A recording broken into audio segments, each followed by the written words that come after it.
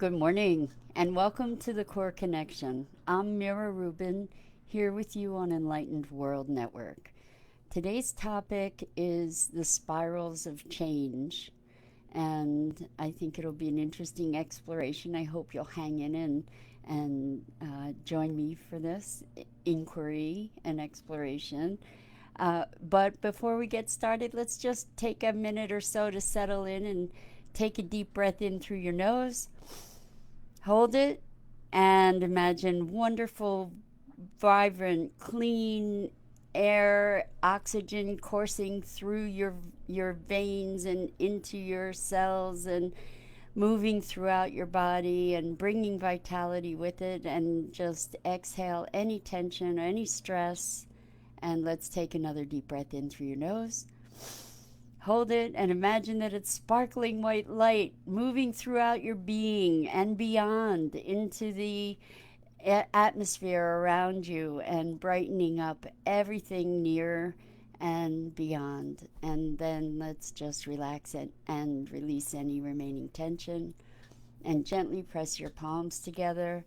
Rub your fingers against your palms to really feel the tingling in your fingers and in your palms, and enjoy that delicious sensation. And welcome.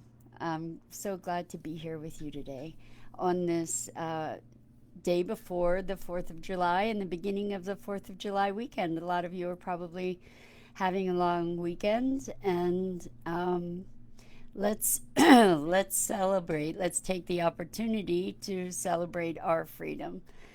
And what I wanted to talk about today was the cycles of change. And anybody who's been on an evolutionary process or a transformational path, I believe, has experienced what I'm calling cycles of change. So, what I'm referring to is those issues that we thought we dealt with that reappear again and again and again through our lives. And I remember years ago writing in my journal about the fact that it seems that the same issue would recur again and again and again, even after so many efforts to clear those issues. And what I want to say is that it's not really that the same issues necessarily recur. What I think is more the case is that we may have certain themes that are our major transformation that we're addressing in our lives, but each time that we make some motion forward in addressing those issues, what we're doing is we're peeling a layer of the onion. We've all heard that healing is a many layered process and that it is like peeling an onion. You know, you get rid of one layer, there's another layer there, or you dissolve one layer and another layer then makes itself present. And I believe that our evolution is an evolution of frequency. What we're looking to do is to raise our frequency, raise the frequency of the planet, and as we do so, we raise our awareness, we raise our capacity for joy and love and connection, and we and peace. We create an environment that is more conducive to peacefulness and creativity and vital life expression. And so, what happens, I think, is that we evolve in sort of a spiraling pattern. And I've actually heard of something called spiral dynamics, which may address this issue that you might want to look into. But what happens is we are where we are, we deal with an issue, and then hopefully as we're evolving, we're raising to new dimensions. Now, we still have the same core frequency, the same underlying foundation.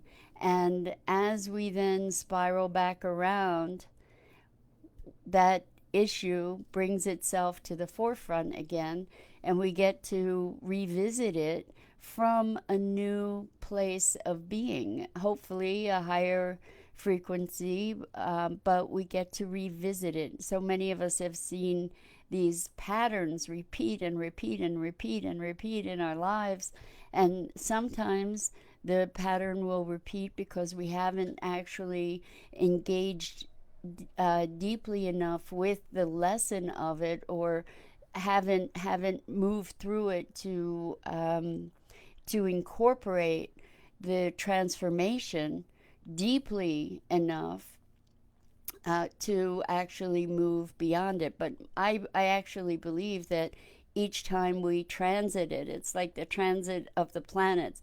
We transit and we come back through this familiar experience, and our thought that it's so familiar leads us to believe that it's the same, that we're still in the same place. And I actually don't believe that we are. I think that we're approaching these issues that are our life's challenges from many different angles. And even though things may look the same, it doesn't mean that they are the same, because we're not the same. So we're able to interact with things from another level of being. Good morning, Dido. And of course, good morning to everybody who's here. I'm so glad to have you join us this morning. So we're talking about cycles of change, and how it's kind of like a spirals of change, spiral evolution through different dimensions of an issue. So we get to revisit these things, and as we evolve, what happens is that the thing asserts itself, the issue reasserts itself. It may be issues around money or issues around relationship where we see these patterns recur. And what happens is that each time it asserts itself, it's an echo of what was originally there.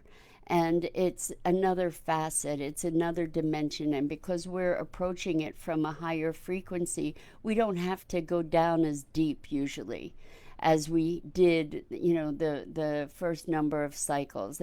And it becomes an easier and easier process to be able to move through the challenges of those frequencies or those patterns as we become freer. So maybe we just don't indulge the same emotions that we did previously. Maybe our stories, and when I say stories, what I mean is our internal dialogue that helps to hold some of these patterns in place.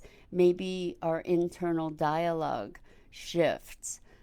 Maybe we have finally, it's like a chipping away and a chipping away, and at some point you get to a tipping point where things dissolve, and then at a later date circumstances are just perfectly right to have all the triggers in place, and it's a perfect storm, and then that thing or echoes of it can resurface. And what we get to do is to look at when these patterns arise, is like not looking at it from the point of view of, oh my gosh, it's never going to change, this is the same, I've dealt with this my whole life. What we get to do is to change our story about it, and as we interact with these circumstances, and we can interact with them as opportunities, and opportunities to move through something rather than avoid it. Avoiding it is definitely going to make it recur, but if we can move through it in a way that we're looking for the opportunity, and we're looking for the transformation that's available to us through that change, it makes the change easier. So these recurrent patterns, people often call them karma. I tend to think of them as life lessons or themes, and we get to use them for our growth. And the sooner we can move out of the notion of being a victim and go back to the assumption that life is happening for us, then we can make ourselves more available to the lessons and move through them in a way that gives us greater grace. And I think that it's not just individuals that go through these cycles. I was thinking about more global cycles. We go through the cycles of the year, the cycles of the planet, the spirals. And I was thinking about what's happening in the world now with COVID and with our social awakening around injustice and inequity and racism. And 100 years ago, there were massive riots, race riots, and they were happening on the heels of the Spanish flu epidemic.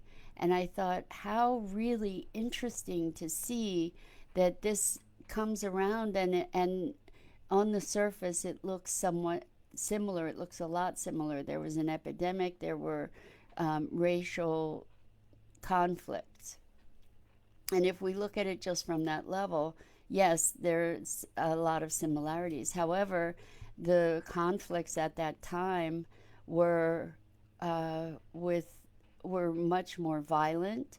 They were more pervasively racist, where white mobs were murdering black people. And if we look at this idea of cycles coming back around, this was white mobs in these riots that were killing people.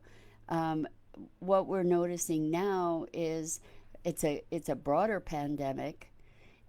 We are facing that as a whole world together, and we have a lot more solidarity and awareness of the need for equality and enlightened solutions. And Dido says, wow, I didn't know about the race riots of 100 years ago after the flu epidemic. It was 1919. It was crazy. If you take a look at that, it's insane. And what we want to look at is that there's an evolution, and we get to evolve even more quickly at this moment in time.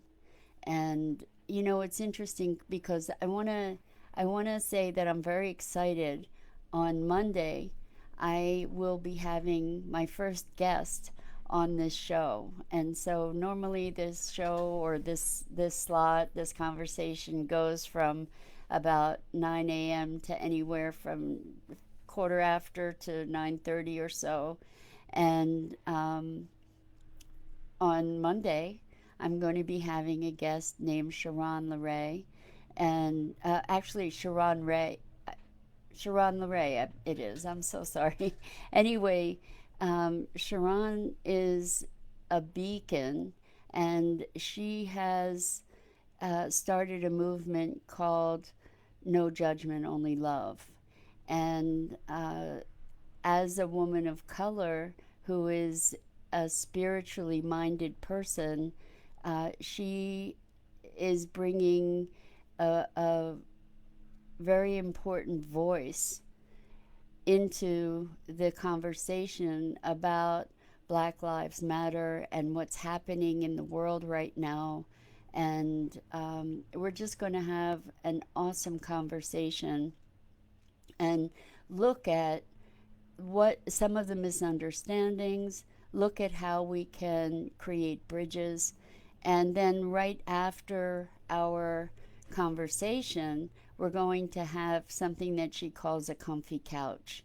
And what that is a room where we can have a Zoom group together, and it will not be filmed, video recorded. It will be an intimate space for up to 10 or 15 people to have a conversation to address the upheaval that we are facing now in the world, and really find a place of understanding and connection. And Dido just Sharon Ray. Okay, so I'm embarrassed to say Sharon. I'm so sorry. I misremembered your last name. So Sharon Ray. No judgment, just love.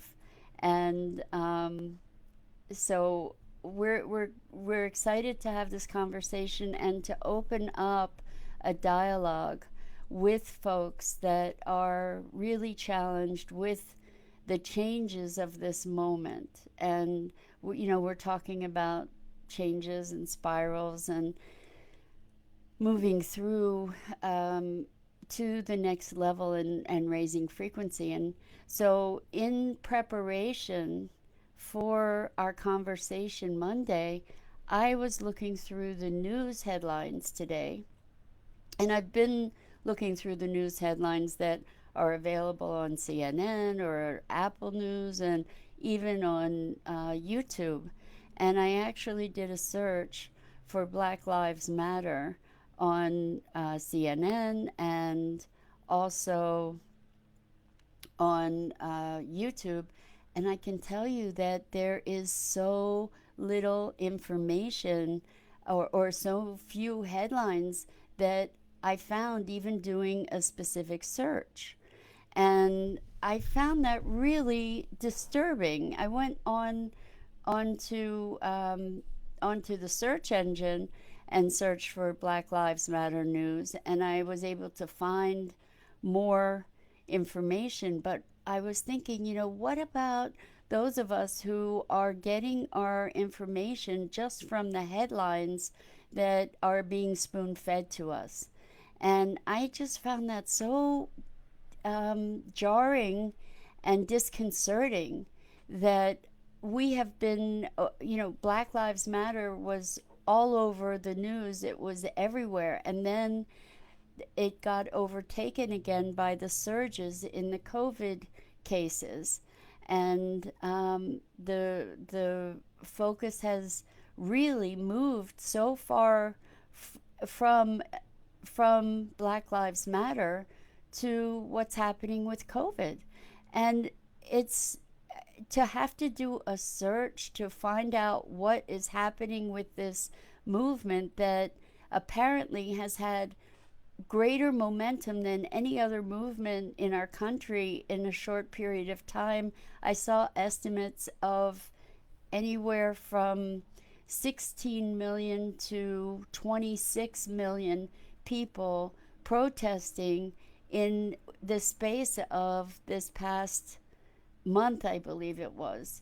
And now I had to search through headlines, that were packaged, prepackaged headlines. I found several 1-minute clips or 2-minute clips, but it's just like, who gets to decide the narrative for us?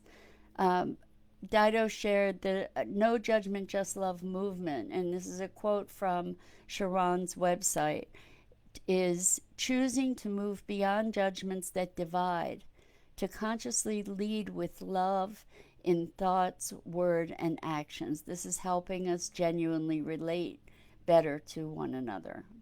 And so that's what our call can be, is to connect with one another and be driven by the future that we want to create, to be driven by love and vision. But I just really want to bring to our awareness how we can so easily be manipulated by the news feed. how our attention can be directed this way, directed that way, how we can be programmed through what we're seeing on the media, through advertisements. We know we're programmed in that way, but we're also being programmed by the headlines that different news organizations are choosing to focus on. So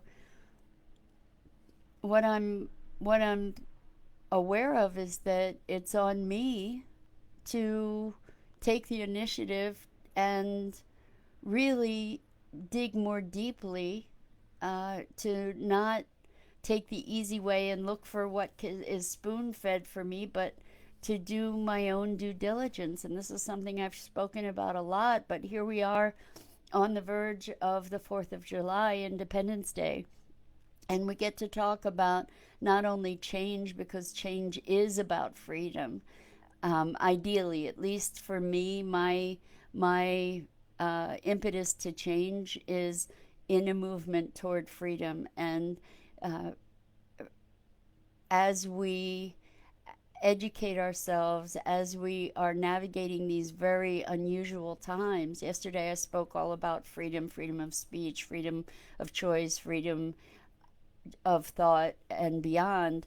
Um, these freedoms are worthy of our attention and our diligence. And I know this is kind of rambling from one thing to another, but I think that it all comes back to being conscious and being aware, whether it's the cycle through the cycles of change that we recognize within ourselves, and the cycles that seem to repeat, or the cycles in our culture that seem to repeat. And we also get to look at what drives those cycles, and to think a bit more deeply about what is happening in our own lives, in our own evolution, and in the world as a reflection of that. Because microcosm, macrocosm, what's inside is reflected outside, and what's outside is reflected inside. And uh, as we're committed, as spiritually oriented beings, and as spiritual beings having a human experience, we get to look more deeply into what is the nature of our being, what is the nature of our consciousness, and how do we find our way back, or well, I believe, how do we find our way back to our essential nature, which is light and love. And I think as we recognize what's happening on the outside, it's a deeper and deeper call to presence ourselves and to speak, to not be silent, to not be led by by forces that we are blindly accepting and following without without awakened awareness. So in these cycles of change, in these spirals of change, where issues reassert themselves again on a personal level, what we get to do is to recognize what's the same and what's different. Like the cycle from, if we want to call it a cycle, from 100 years ago. What's the same and what's different? And on the surface, it may look the same, but as we dig more deeply, it's really a similar echo, but the frequency, the energy of it is different. And when I recognize that there's evolution, what I recognize is that it gives me inspiration to know that I can change, that change is possible, that the world can change, that we're not stuck, that we get to be hopeful and we get to be active in creating that change and bringing forth a world that we dream of. So in this long weekend, this Independence Day weekend, we get to celebrate our freedoms, and it's freedoms from our past, hopefully, where we get to liberate ourselves from the patterns that have held us bound. We get to free ourselves progressively and collectively. And yes, it does take conscious awareness and conscious commitment. But together we can do this. Together we can evolve ourselves. We can get beyond the patterns that have held us uh, prisoner of some sort or another.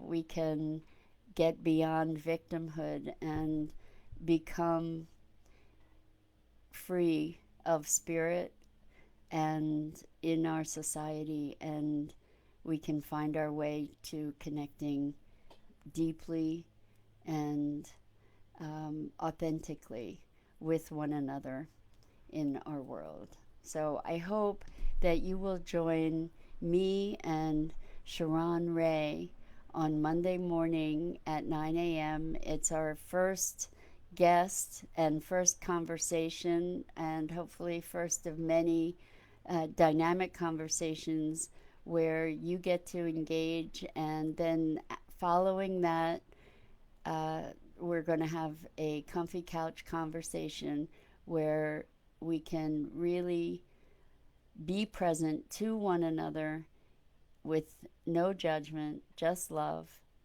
creating a space of compassion for conversations that could be really challenging. We get to be vulnerable and authentic with one another. And Dido says, as you mentioned, cycles of change, yes, they've been with us for a long time, such as the fall and rise of empires and economic ups and downs, movements for more equity and equality, but they're not always big in our historical narratives. Exactly.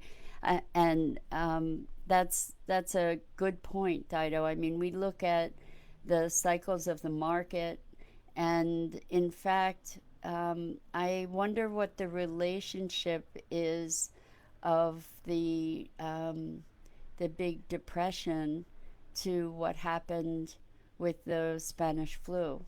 I haven't researched that, but we see that we're having a big economic impact from what has occurred, and this is another cycle. There are so many cycles, and I am imagining that we see an evolution, and in some cases maybe we even see a devolution. Like right now, with what we can look at is cycles of health right now too.